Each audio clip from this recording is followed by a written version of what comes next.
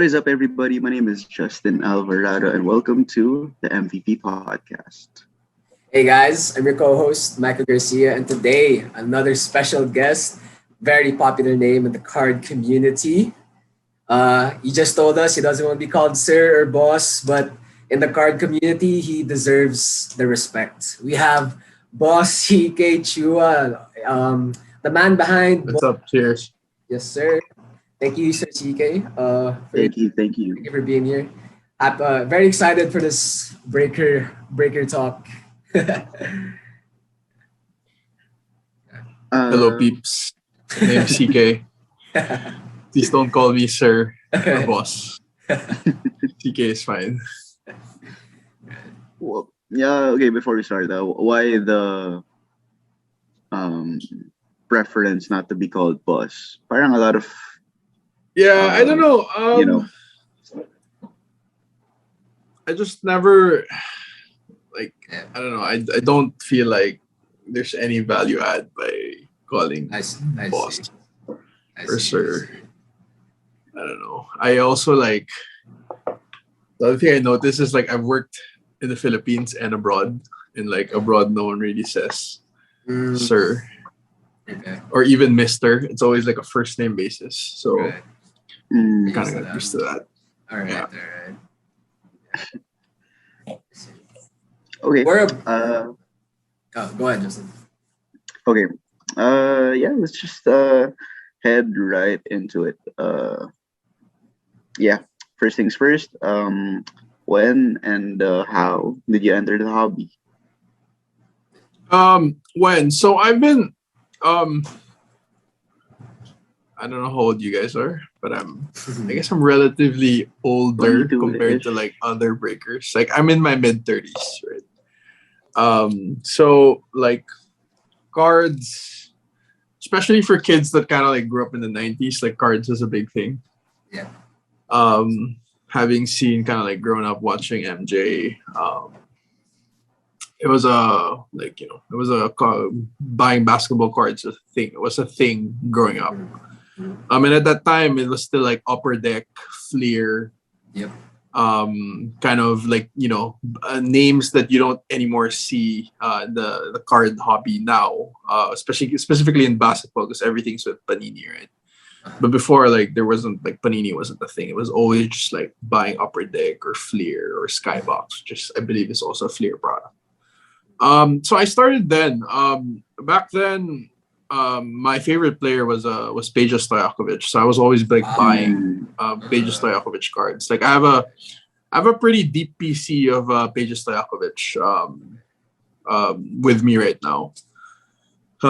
So yeah, it kind of started with Peja. I never really got into collecting kind of the GOATs. Where back then they weren't really the GOATs, but Kobe or Jordan wasn't really my thing. I really just like a 3-point shooter like Peja. So I kind of started there. And then I think as with most kids or most people my age, they kind of as you left kind of high school and college, kind of the hobby kind of just was put on the back burner. And then obviously in late 2019, the hobby started picking up again. And especially with COVID, it just absolutely exploded, right? Right. Mm-hmm. Yeah. Wow. So you get a lot of I'll show you. I have Oh yeah, I have show them cards, mod- baby. I have what you call a modern PC and a non-modern PC. All right. Okay. My modern PC players, I basically collect Dre and SGA. So I have quite a bit of Dre and SGA. But for my what I call the quote unquote not normal PC, PCs that people don't generally PC, I basically have Peja, right? Yeah. So this is a Peja BGS 9.5 rookie card. Wow. Yeah, I just really growing up as a kid. I was just a big fan of the Kings, Chris Webber, Bobby Jackson, Mike Bibby, Vladi Divac. Yeah. And then another dude who's actually still playing, but I don't really consider him as a modern PC, is basically JJ Reddick. Oh, I'm yes. a massive JJ Reddick fan, so I have his rookie cards. Woo. Yeah. It's the first time I've seen a JJ Reddick rookie card. Yeah, really Yeah, yeah, continue yeah. that. So this is like this is a refractor, and this is like a regular rookie card. I also have like Nice. a JJ Reddick downtown. I don't think a lot of people know that Down. JJ Reddick Wow. actually has a downtown. Yeah. Is he wearing his Duke uniform there or no? No, this is Clippers. Oh, okay. Oh, I see. It's from 2016. This is the first year that downtown. I believe this is the first year that downtown actually came out. Okay. It's from a set called Panini Studio. So you'll see like if you look at the Currys from this set, they go for a pretty penny. But yeah, this is like the 3 cards that are like I'm pretty proud of in my Reddick PC. I'm always looking to add like Reddick pieces. I'm also a massive Duke fan, so you know. Oh my God! No way, sir. I'm sorry, not sir. CK, I'm a big Duke fan. Oh my goodness. Yeah. I'm a massive Duke fan. Yeah. I actually have like an autographed Reddick ball. Ooh. Right. Yeah, I'm just like a pretty big Duke fan. I had a Tatum autographed ball too. I sold that to a good friend that's a massive Tatum PC. I see. But yeah. Wow. I see how the 3-point shooters is really part there. Peja. Yeah. I'm Yep. generally a big fan of Duke shooters. I see. Yeah, we're like Duke players in general. This might be a little out of context, but what do you feel about John Shire being the new head coach of Duke? Yeah. I mean, like Mike Krzyzewski retiring was bound to happen, right? It's just a matter of like when, right? I mean, Duke for the last 2 seasons, they've not had a particularly like good Duke year, season. It's not right? the Duke Especially season. last season, like absolutely horrible year. Oh my God! Yeah. But I guess it was kind of time, right? Like, I don't know. Like, I'm on one hand, I'm kind of glad that like another former Duke player, right, is taking over the program. But at the same time, like Mike Krzyzewski is Mike Krzyzewski. Like, I don't think the standards just too anyone can. No, like I'm also a massive football fan. It's like a massive Man United fan. It's the same feeling I had when Alex Ferguson retired, right? Like no one could ever like replace him being like a Man United coaching legend. It's kind of like the same with Mike Krzyzewski. I don't know. We'll see. I mean, he's still coaching for 1 more year, and then after this year, it basically goes to Shire. I don't know. We'll see. At least though, John Shire's a shooter, so he is a shooter. Yeah, he's a shooter. You can continue that shooter. Yeah, he's a shooter.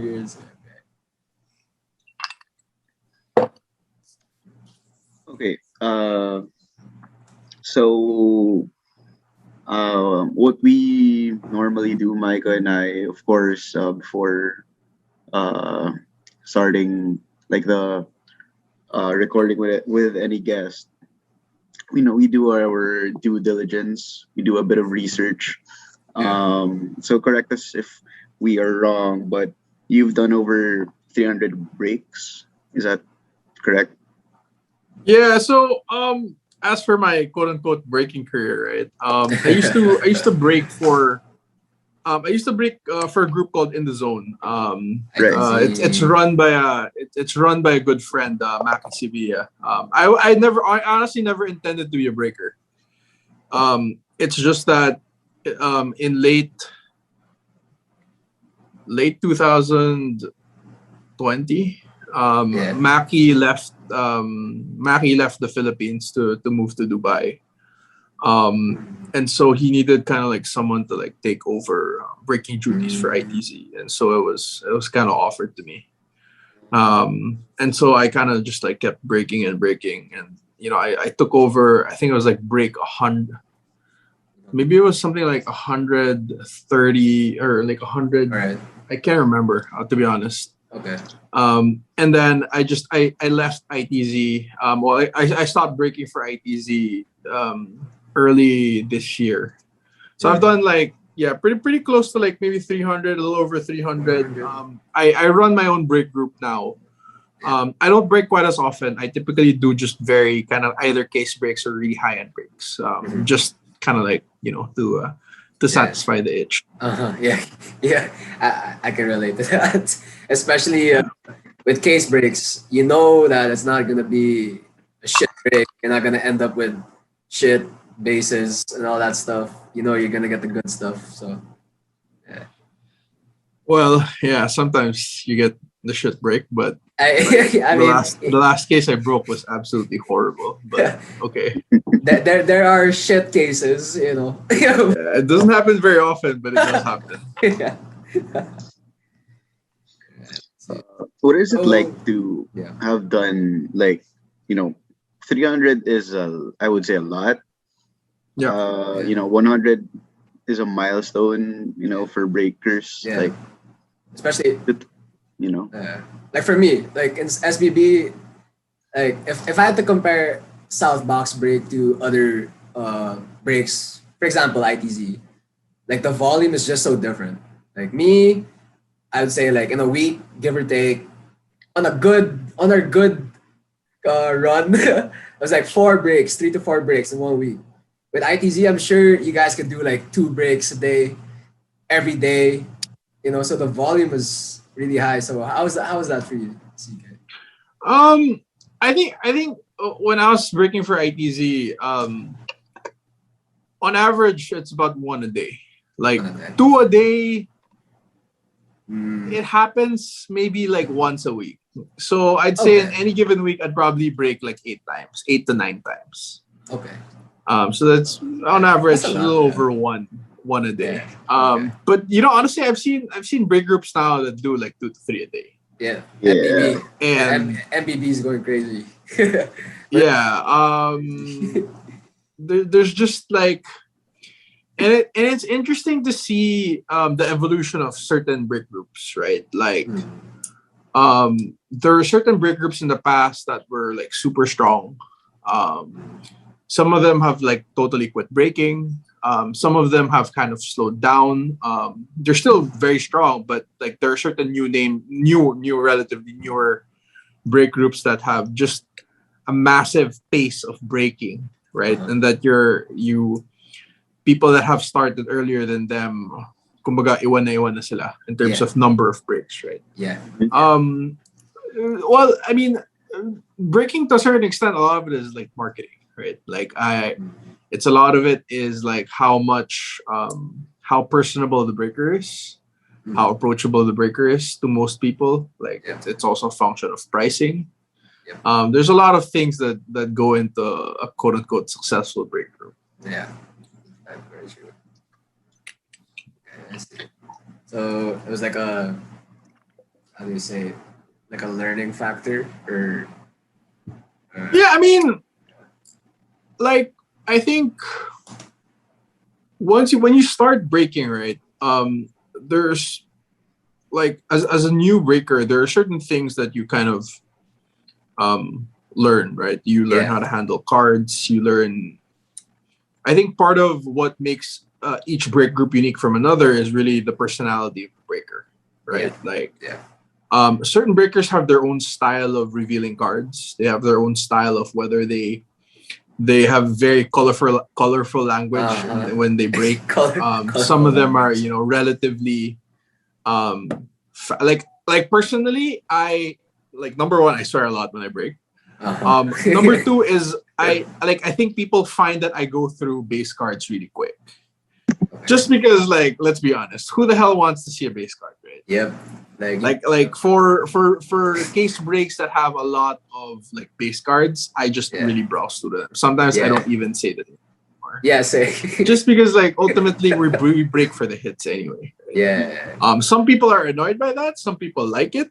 It really depends on a lot of it's really the personality of the breaker, right? I get it. Yeah, that's super true. And with the base cards, especially, like, I remember when I would break, I would browse through as well. Sometimes I would even say the name. I'd just say like the team.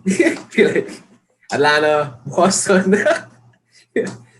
Or like sometimes I'll just do like first name basis. Yeah. Right, like if it's Kawhi or because again it's like a base card, right? Like no one's really gonna care. Yeah, I agree. For the most part, right? Unless you're breaking a really high end set. Yeah. Yeah, you touched up on like personalities of breakers and stuff, and I wanted to ask you, like, how is it different, like opening high end case breaks compared to, let's say, like budget breaks? Yeah. Because, um, well, what other people tell me, they like breaking cheaper boxes because no pressure. Um, Yeah. and then some people also naman on the other end of the spectrum want high end kasi Yeah. mabilis lang yung break or something like that, Yeah. like konti lang yung cards. So for you, how is it different and why do you prefer uh high end case breaks? Yeah, it's a good question. I think ultimately, as I mentioned, breaking like making a successful break group, a lot of it has to do with marketing Yeah. and like multifaceted aspects of marketing, right? A lot of it is Yeah. positioning, a lot of it is um the whole kind of like budget side of the break. There are a lot of people that do it, right? Hence, I'm a one man show, so I break myself, I sort myself, Ship out as well. and so the effort between me breaking a budget break and me breaking a case, with the exception of card count, right? It's pretty much the same because like Mm. I'll put the cards in bubble mailers anyway for each team. I ship it out after the bubble mailer. I ship it out in a box, so it's a little more protected. So if that's the case, because I'm a one man team, it's just a lot. Like obviously financially, it's a lot more rewarding breaking a case, but obviously there's also a lot more capital involved in breaking a case, right? Yeah. Mhm. But I think in general, like I started with breaking pretty normal stuff, right? Like when I was breaking with ITZ, we did a good cross section of budget Yeah. breaks. We ran something called Murang Mondays. So it's basically Yep. anything that's like below 1,000 pesos, right? It'll typically be like throwback boxes or like a pretty good hobby box with some pretty cheap fillers, just so that there are certain people that when they join your break group, they feel a lot more pressure just because like a team random spot is like a couple of 1,000 pesos, Yeah. and that's a pretty big commitment for someone that just started breaking, right? Yeah. True. And so that's kind of like why Maki and I back then we introduced, well, which she still kind of does right now, Murang Mondays, right? So it's basically breaks that are on the cheaper side. But obviously the chances for you to like kind of like pull like fire cards there is like much lower than For kind sure. of like breaking hobby boxes, right? So to answer your question, breaking high end is super fun, right? As for pressure, I don't really see it that way. I don't feel like, to me it's the same pressure from breaking like regular boxes, non-hobby boxes, as the hobby boxes, because ultimately it's all down to chance anyway, right? Yeah. Yeah. But obviously if you pull a nice card, it's like the feeling is really different. But I don't see the added pressure of like pulling a nice card just because I'm breaking a case or just because I'm breaking higher end boxes.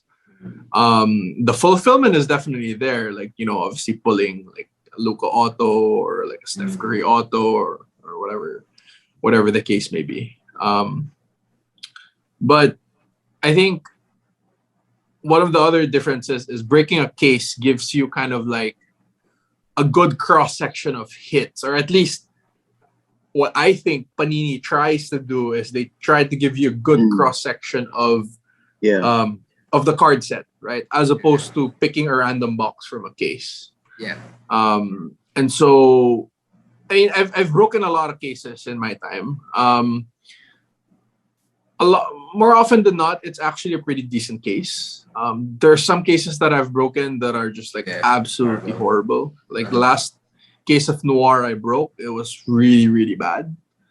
But you kind of just like move on from it, right? Like ultimately, I think the main difference also is the people that tend to join case breaks, especially higher end case breaks, they're kind of used to getting burned, right? Wow. Their tolerance level of being burned, as opposed to someone that's joining kind of like regular Yes. breaks, it's much higher. Because I think Yes. the natural progression is people start kind of like on the cheaper side or the quote unquote entry level breaks, right? Yep, So like yep. 1,000, maybe Uh-huh. 1,500 slot for team random, and then they kind of like move up the spectrum. So by the time you're actually willing to buy into higher end case breaks for high end Yeah. products, you've been Still probably burned so many times in the past that the feeling is not as bad as it were if you were just starting out. yeah. I think that's also the big difference I see. between people that break kind of like the higher end like National Treasures, Noir, Spectra, those kind of things. I see. Yeah, that build of tolerance is really, I would say, essential in the hobby. Like if I was a new guy and you introduced me to like a case break of like you said, like National Treasures or Nor, like someone's gonna be like, wow, these people are paying this much money, blah blah blah. Will I pay this much money? And then you get burned. He's gonna end up cursing the whole hobby versus someone that went Yeah, so through. like side note, right? Like National Treasures is coming up, and the release date is August 11th. So that's basically a week away, week. right? Yep. Like I purposely did not post a case of National Treasures on my break group on Boy Carton Breaks, right? Am I breaking National Treasures? Yes. What I actually did was I put together a 4-man break for National Treasures. I kind of like secretly put together a break for 4 people because a case of NT is 4 boxes, right? I will break it live on my channel, but it's just between 4 people, right? So at this point, we're kind of like discussing whether it's box random or it's going to be a snake draft, right? Just because like when you're breaking that much, that high level of sets, as a breaker, you also kind of feel bad when you're the people that buy like that get teams in your break, they get burned, right? Like that's not a good feeling. The good thing about kind of like putting together a more tailored break privately is like the people that I actually approach to put the break together, I know that if they get burned, they're good with they'll it. actually be, Join I want to say again. okay, but they'll not feel, Shit. it won't break their week or their day. Right. So that's kind of like the rationale of like as you're asking like what's the main difference of like breaking high end and low end stuff. So it's kind of like that. A lot of it has to do also with the tolerance of people that are joining your breaks. Okay, just curious because I think malayo pa ako sa spectrum, but so this side. yeah, like like okay, for me, malayo pa. But how much is slot for a National Treasures case break if it's let's say box random? It's like Per box, let's put it this way. I don't want to reveal the exact price, but it's between 150 and 200K a slot. Shit. That's kind of like this one. Right. Like if you look at how much NT resales on eBay right now, it's gonna be somewhere between $13,000 to $14,000 a case for a case of 4 boxes. Man. That's kind of like what the going rate is. Like obviously prices fluctuate. Like with Noir came out pretty cheap and now it's basically double the price of when it released, right? I don't know if that's gonna happen to NT. Only time will tell. But obviously if you're talking about kind of like gold standards for RPAs, then like nothing is better than the National Treasures. For sure. Yeah. Plus add the fact that supposedly National Treasures is I think the first set that LaMelo signs live. Supposedly. So you can actually pull a non-redemption LaMelo in NT. Supposedly. Now I don't know. We'll see in about a week's time. Like you'll see people on YouTube. Yeah. Okay. uh, I was also told that you uh, every now and then you message new breakers, give them tips and stuff, how to keep the group going, and stuff like that. Yeah. And I was just curious because it's a really nice gesture, and I really feel like it's those type of things that keep people in the hobby.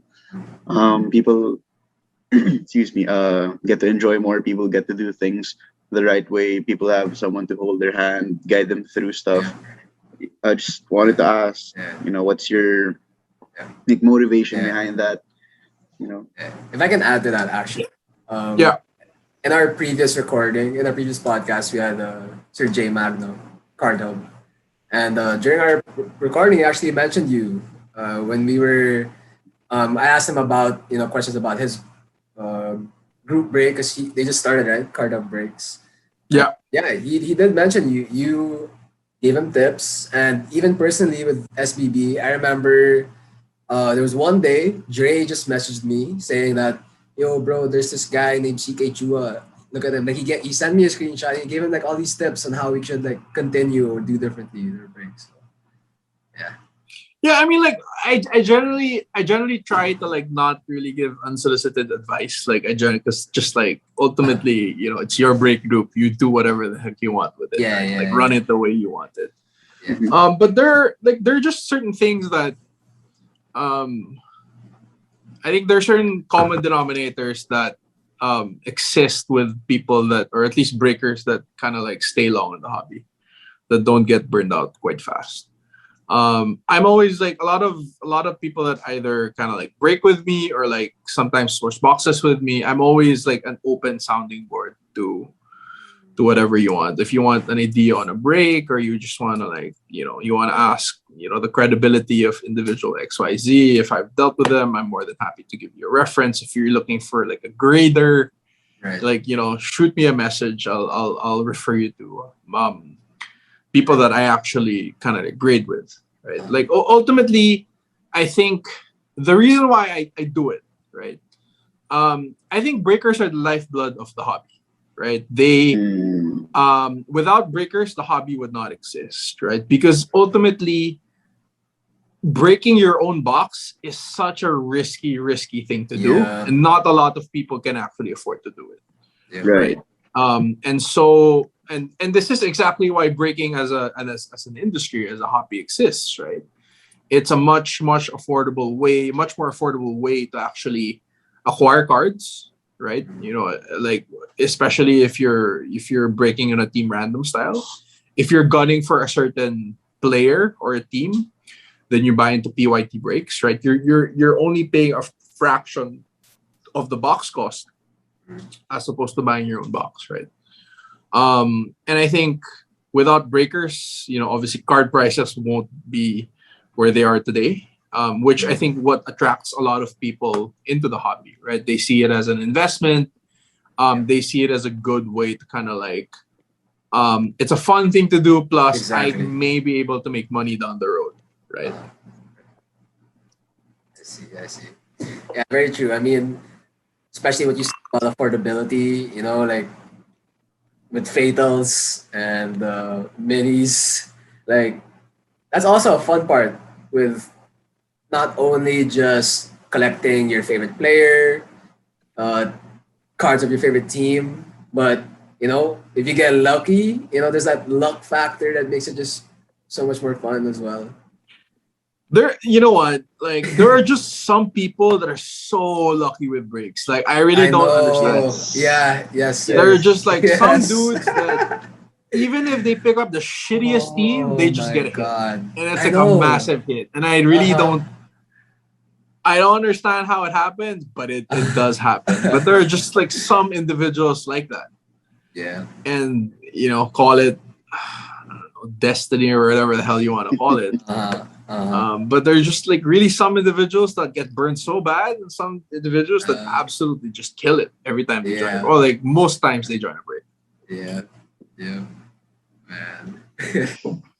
Like when you said that, I don't know why. I could think of like three people already in my head who's had the best luck, and three people that have always messaged me like, bro, bakit ganito? Bakit? I don't know, man. Yeah, but you also have people that like, they join breaks and they get burned and they're just like, they don't have the best reaction. But Yeah. I mean, again, it's a random box of cards, right? So Yeah, you it's all don't part really of the know what's game. gonna come out. Uh-huh. Yeah. You could get really good cards. You could get really crappy cards. Um, that's just the way. That's just the way the game works. Yeah. I mean, if everyone got good cards, then the good cards won't have the same value if everyone has it. So Yeah, Right. exactly. yeah. Yeah.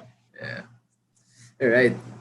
So we're on the lines of new breakers, and especially I would say in the past 2 to 3 months, there was probably a surge of like new break groups. Like out of nowhere, there were just so many groups.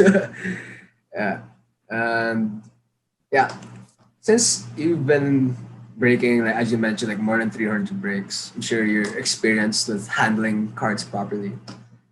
So if there are, I wouldn't call this like a message to the new breakers or, yeah, but could you name us like some common mistakes that new breakers would do in their early breaks? Because I remember there was this one, I'm not going to mention the group, but there was this little drama that someone posted this break group and, kind of like called out how he opened the box, like when he tried to take out the plastic, he really like put his scissors on the box and shed it, and he pulled out like this patch, and he was touching the patch, and man, got all these so much hate for it. So yeah, can you name us like some common mistakes you can see, and it the card as well. Like, okay, so I think like I personally like using gloves when I break. I actually Yeah. don't use full gloves. I use like finger cuts, so it's just like the fingertips, Yep. right? I generally do that for most breaks, but especially for chromium cards, right? So Yeah. we're talking like Prizm. Optic, Select, Prizm, things that basically if I touch the surface, my fingerprint's pretty much there, right? So I think that's very important. Not some people do it, some people don't. Some people don't really like wearing gloves just because it's I guess it's a little harder to handle cards. But I think in general, if your people are entrusting their money to you, and you just, I mean, like gloves don't really cost that much money, and so it's just I think it's like it's not a big thing to ask to kind of like handle their cards properly. Some people like sleeving all the cards. Some people don't. I particularly only sleeve. For the most part, it's like just superstars, rookies, and like hits. Yeah. But again, I mean, sleeves don't cost that much money, right? So it's a matter of like, do you have the time to sleeve every single card, especially if you're doing a really big case break. But I think most importantly, more than anything, the number one pitfall I always like when new breakers come into the hobby and they ask me like, what's like your number one tip. My number one tip is never tap. That's my ultimate tip. So for people that don't know what tabbing is, basically it's like not paying before the break, not like an individual joining a break, and not paying actually their team or slot price before the break happens. Because ultimately tabbing is like once you Very start slow. tabbing individuals, it's a deep black dark hole. Right? People are gonna get used to doing it.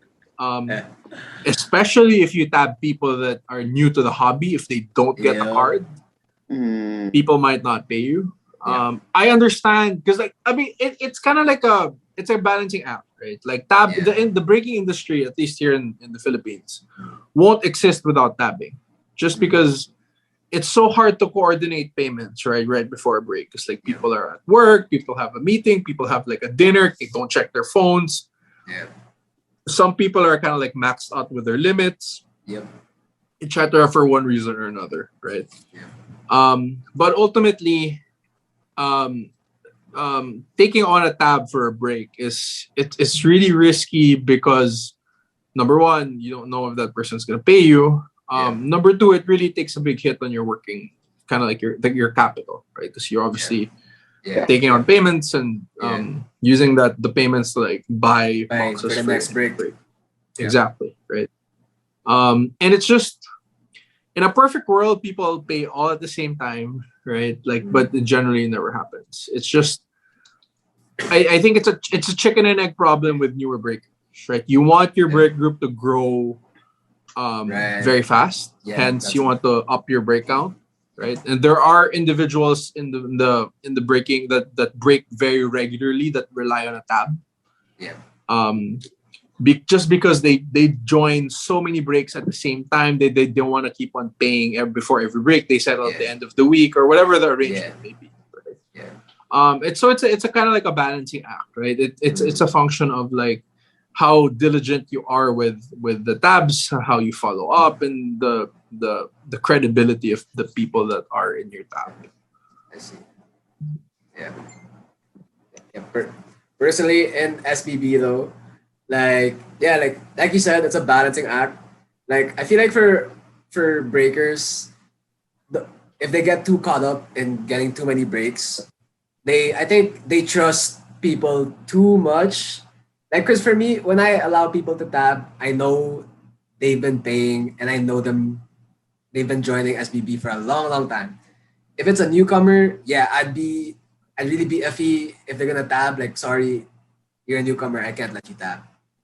So it's really just like a balancing act. Yeah, but sometimes it's like it's also a problem of like, all right, everyone has paid except this one dude, right? And I don't really want to tab him. So do I risk putting him in a tab, or do I try and find some other dude to like take? Right. If it's a shitty team, like who the hell wants Indiana, right? Like the chances of me finding another dude that wants Indiana is probably low, unless I discount it or like I take whatever 300 off the sticker price of Indiana. So it's kind of like at that point you make your call, right? Yeah. Okay. So okay. In the card community, especially in the past year, there's been the saying, Prizm is king, right? Yep. But being a high volume breaker as yourself, because me personally, I mean, I've had a lot of bad experiences with Prizm this year, especially in Prizm mega boxes. Like, oh my god! For those who don't know, Prizm mega box is a 50 card box. And I swear to God, there's this one box. Every last two cards was so badly printed. Oh my goodness. Inserts are so bad. Inserts and even the base cards and even the rookie cards. Like it's just and like especially with the start when it just released. I think whose picture was that? I think it was Zion's picture. Zion's picture in Prizm this year is the same as his Mosaic rookie correct. last year. Yep. The Curry of the Prizm this year is the same as I think it's the Select of last year. I think I got that wrong, but I know it's the same from somewhere. Yeah. So how about you, CK? What are your thoughts on this year's Prizm? Like, is it still king? Yeah. I think you're right that there's a lot of QC issues with Prizm this year. A lot of it has to do with cards being OC, a lot of surface issues, a lot of misprints. Yeah. I think in general it's a lot harder to gem on Prizm this year. And like you also a lot of people, like, when they look at cards, they just look at the front. But it's actually easier to tell if a card is OC from the back, right? Like, your front might be perfect, but the back is like not aligned. So you get a lot of those, especially this year. It's just my experience is compared to Prizm last year. It's a lot. Yeah, the quality of prints is not as high. I mean, they weren't high to begin with last year. There was a lot of, like, pretty bad QC issues last year, but particularly this year with Prizm, it's not that great. Yeah.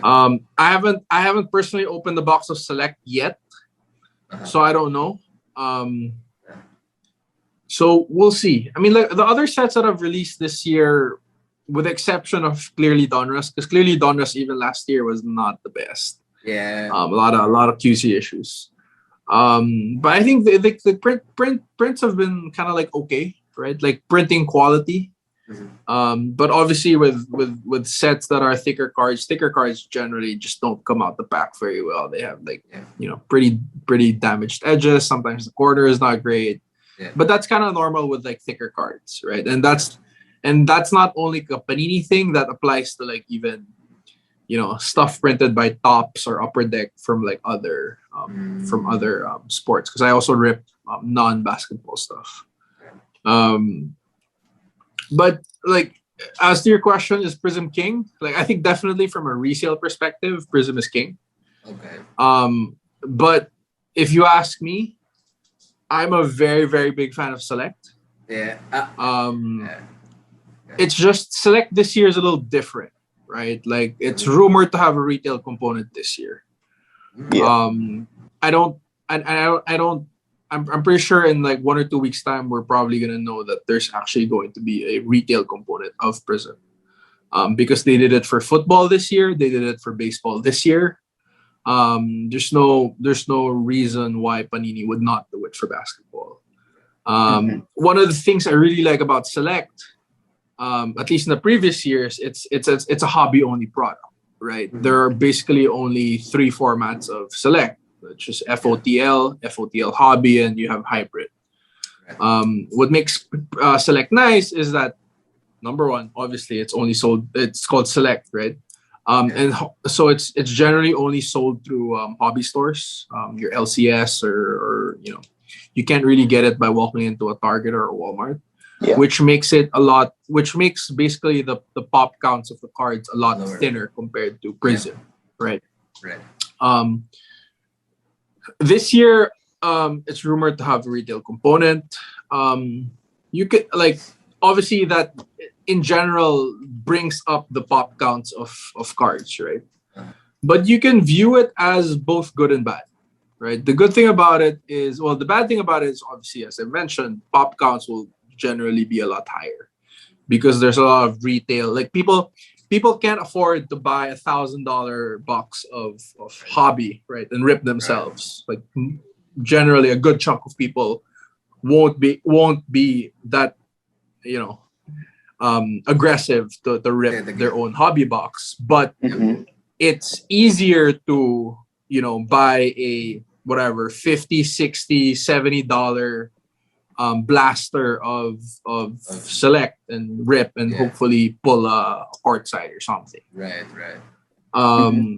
The bad thing is, again, your universe of Select cards is obviously going to grow, right? Because it's a lot more accessible to a lot of people. Yeah. That's a bad thing. And so obviously the scarcity factor of your graded cards or your courtsides or whatever parallels or inserts you want to go after is a lot more. The good side to it, though, the way I see it is, a lot of people don't know about Select, right? They know Prizm. Yeah. Right? The good thing about putting a retail component into Select is it gives Select a lot more visibility. Yeah.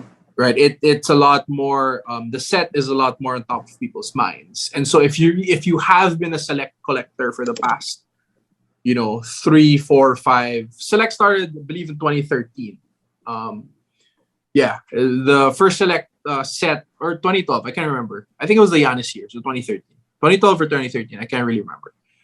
And so if you're a collector between the time Select started up until 1920, and coming into this year to 2021, and assuming that Select comes out with a retail component, people are the set itself is going to be on top of people's minds, right?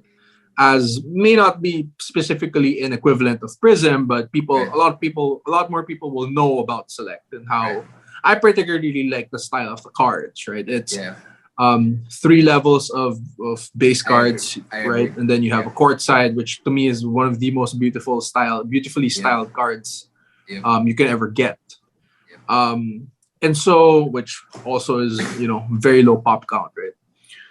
And so, people that are going to be exposed to Select this year, a little bit like, maybe I should start checking out Select from the past couple of years. And then obviously it may or may not affect card prices if people start buying up and they really like Select. So it's kind of like there's both a good and a bad side to Select having a retail component.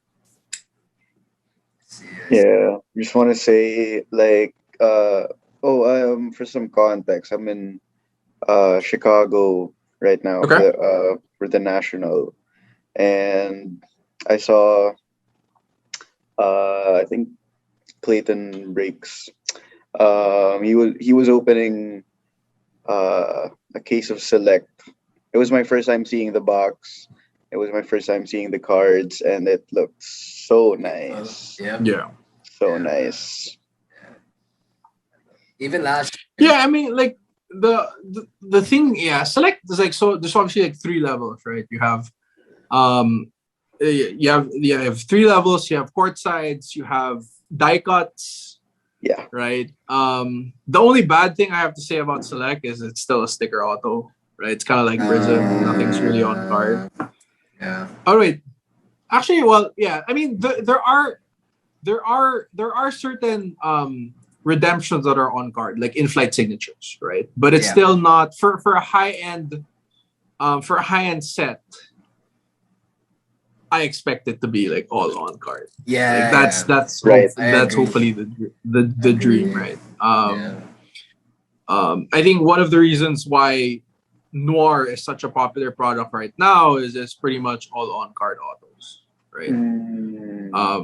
And so, there's like, I think generally if people are splashing out that much money for a set, like Panini, I hope you're listening. Like, you better make sure that it's an on-card auto, right? But obviously with COVID, I understand there are certain limitations for getting on-card autos. Right. But your general kind of like RPAs from Select, I believe they're all sticker autos. So, obviously not as aesthetically pleasing, but it's the styling of Select is, to me, is much better than Prizm. Yeah, a lot better. What's your one favorite card, CK, from Select? Me personally, I like the tie-dyes. Like anything that's the tie-dyes. Yeah. I love the tie-dyes. I think, to me, like court sides in general, I really like court sides just because like the way they look. I have a few shy SGA court sides and a few Trey court sides. Here, let me get my favorite Trey court side. Justin would love the SGA as well. Yeah. You know what? I'll get mine as well. Hey man, is everyone leaving here to get some Select cards? Bro, I don't got any Select cards, man. So to anyone watching the show, I'm sorry. I'm not off my seat. I mean, I can pull out a Charizard.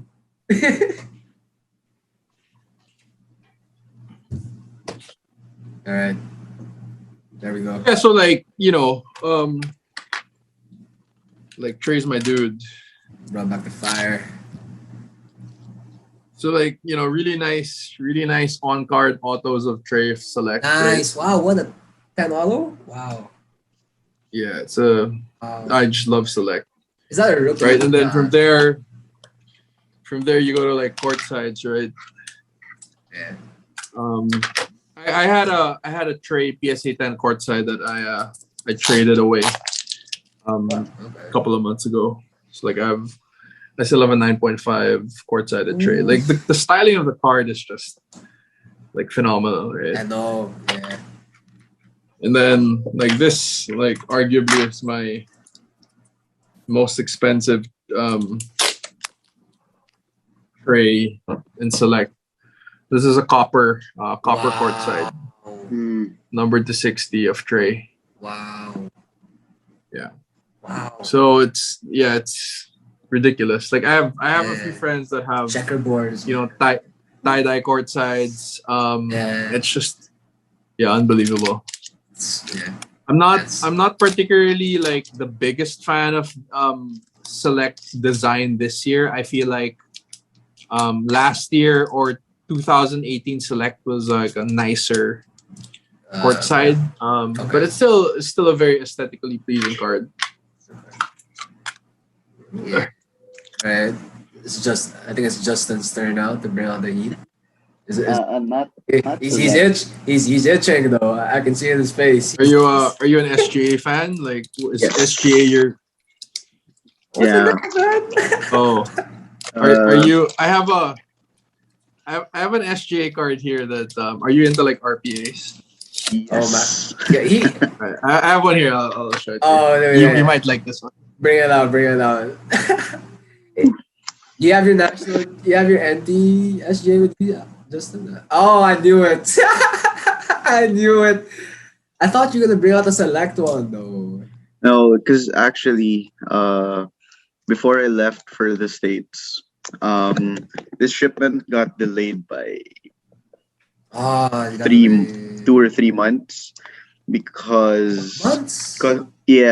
customs was questioning like declared value and all that, and apparently they didn't want to believe that this was worth like a lot of money and stuff. So like mentioning hassle. So the day before I left for the States, I got this card. So I never got to like show like a mail day picture or anything. So this is it. So this is it. So this is the first time I'm actually like.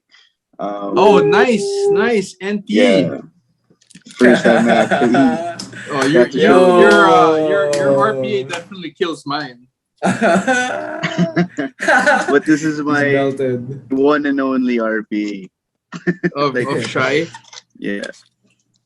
In general, I have two really nice SGA cards. Like Shy's my dude. The first one is I have a Panini White Box 1/1 SGA auto. 1/1. Yeah, so this is a White Box 1/1. Wow. From Court Kings. Wow. Right. The other one is this is a Noir laundry tag RPA.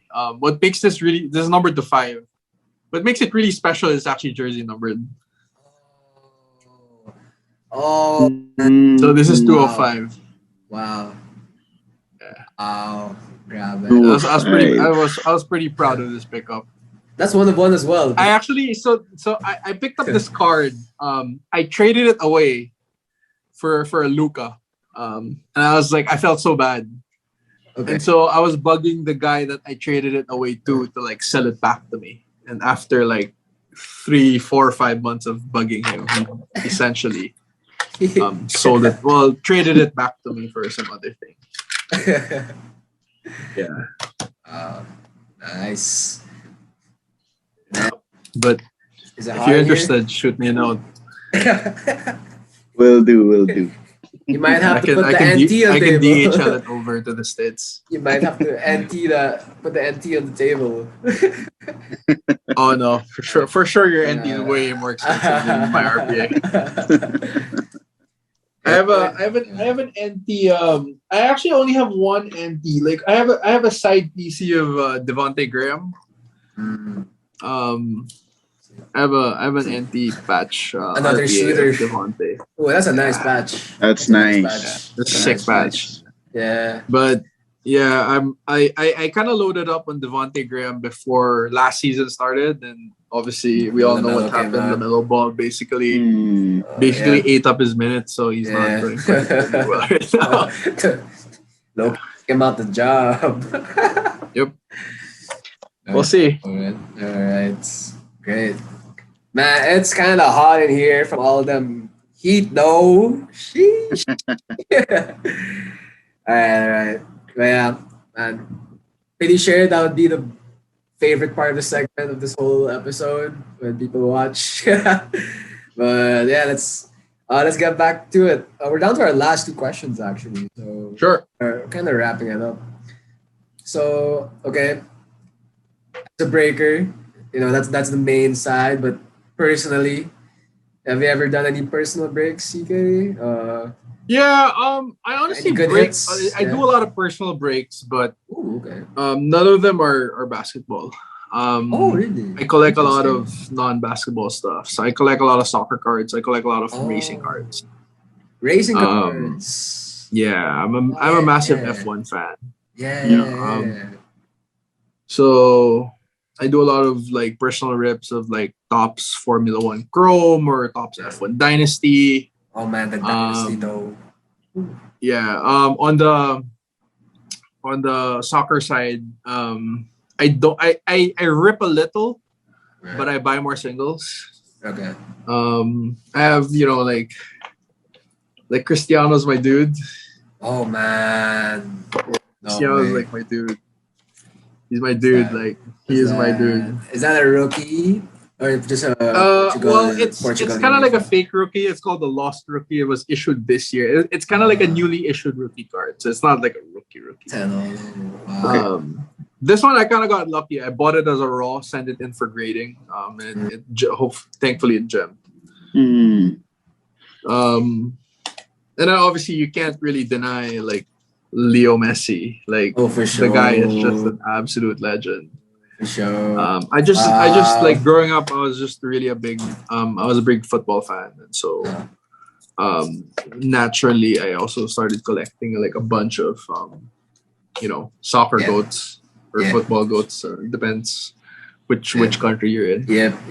And then I also do a lot of like racing cards. Yeah. Any good Um, hits on the F1s though on the racing car? yeah, so like I don't know if you guys are you racing fans? Yep. Do you watch F1? Yes, sir. I'm a big fan of Lando Norris. Like Oh, Nando's my dude. really? Really? Yeah, it's Okay. just too bad last night, man. That race was crazy. That race was so bad. Just in it. Yeah, it was ridiculous. I don't think you watched because I know you were busy. But basically, turn one, Mhm. bro, it was like fucking bowling, man. 5 cars just fucking Yeah, 5 cars out, race. first corner of the race. First And the race corner had to of be the stopped. race. Shit. And my Aga boy pa. got out, man. I'm a Leclerc fan. I'm Ferrari, so yeah. Yeah, so like I have a Lando triple patch auto number to 10. This is a Wow. PSA. Number to 10 PSA 10. Yeah. Wow. Okay. Wow. Yeah. That's But great. my most valued Lando is I have a 101 Lando. One Bro, of one. the patches are insane. Oh my Yeah. This is Topps Beautiful card. Dynasty. This is a That's 101 Lando Norris. That's a beautiful card. Wow. That's beautiful. I'm honestly kind of torn whether if I'm gonna sell it or not. I've gotten a few offers on it. Yeah. Yeah, I don't know. I'm still kind of What's, torn what- because I what's the feel range? like What's the range on Lando's that? like offers Yeah. Mhm. like The 8 to range. 10K US somewhere there. Mm. Okay. But yeah, Yeah. Lando's Which next I honestly think is yeah. still kind of cheap for a 101 Lando. Yeah. So I don't know. I'm for now. I'm probably holding on to the card for Yeah. now. Yeah. Man, Up Lando's until I next probably find another grail that I want to buy and just like sell it and Yeah. move it to another card. yeah. Makes sense. Yeah. Yeah. And the patches on the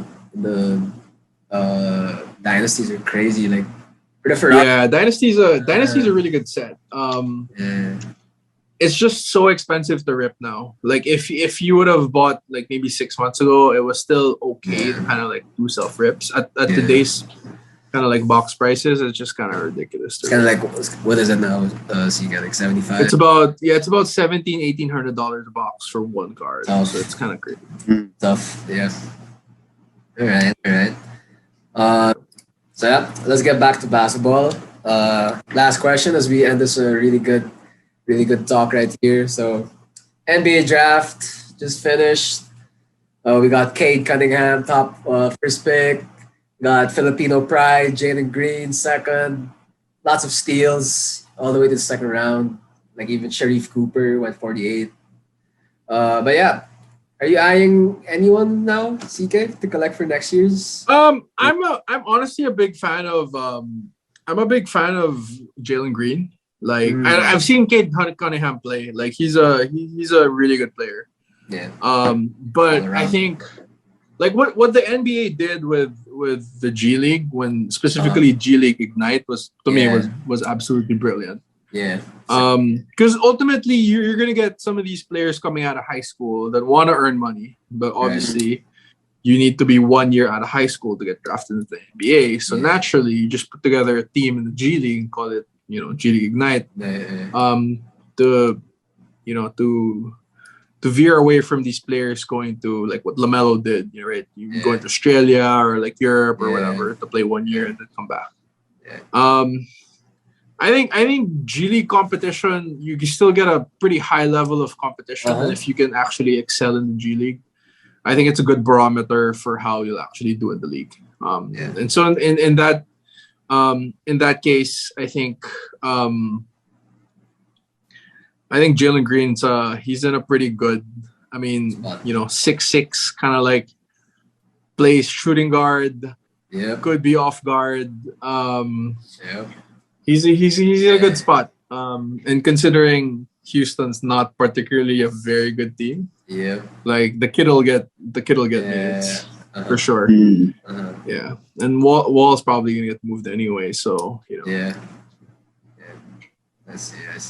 The backcourt is gonna be wild though. KPJ, Jalen Green. Yeah, KPJ was honestly a very good he was a very good pickup. Like high ceiling, low floor pickup for Houston. I think the kid just needed like, a new environment, leave Cleveland. Yep. Yeah, but he's a pretty good player. I also have this affinity with the Rockets because growing up, like I was a big fan of Steve Francis, T-Mac, and Yao Ming. Steve Francis, yes sir. Yeah, Steve Francis, right? Katino Mobley, yes sir. Yeah.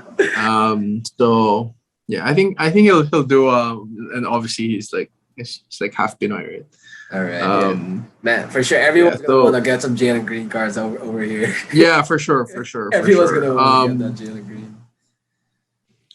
I mean, there are a lot of like really good players.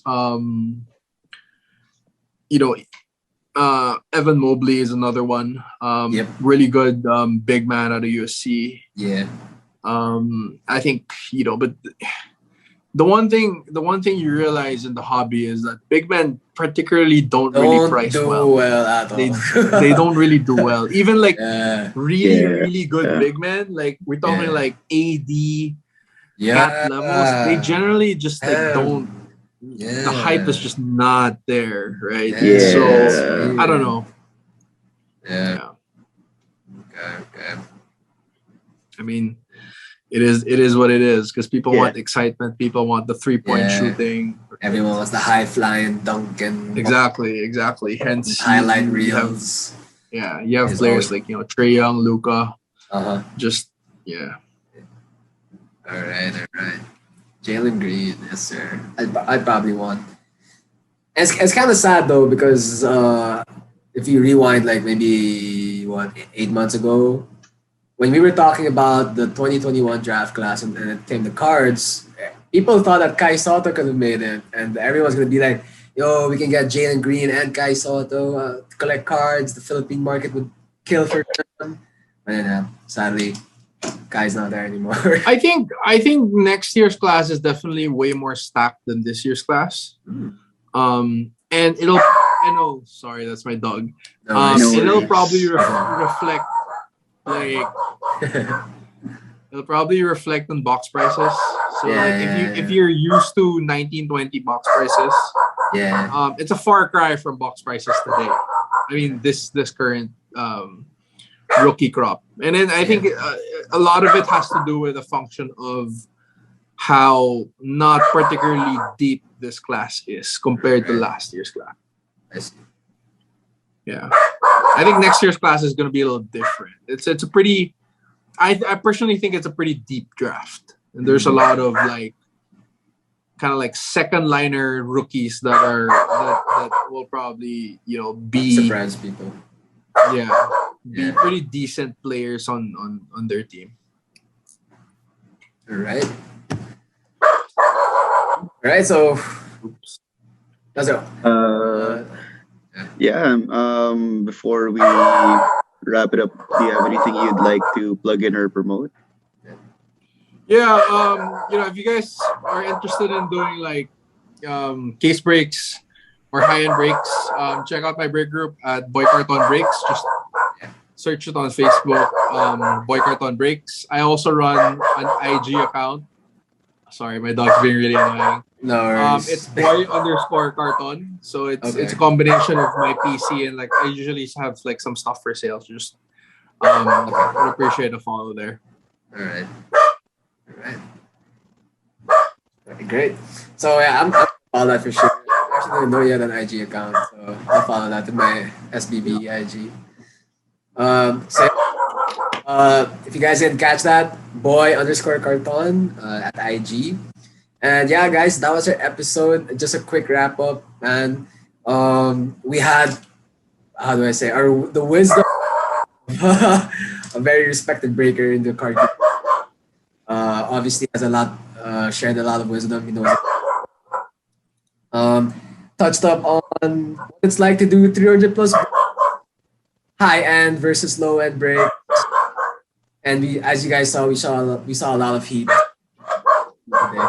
So thank you so much again, CK, for coming on the show. Thank you so much. Thank you. You're welcome, guys. Thanks for having me. Yeah. So guys, once again, I'm your co-host, Garcia. And I'm your host, Justin Alvarado, and that's about our time for today, and that's the MVP podcast.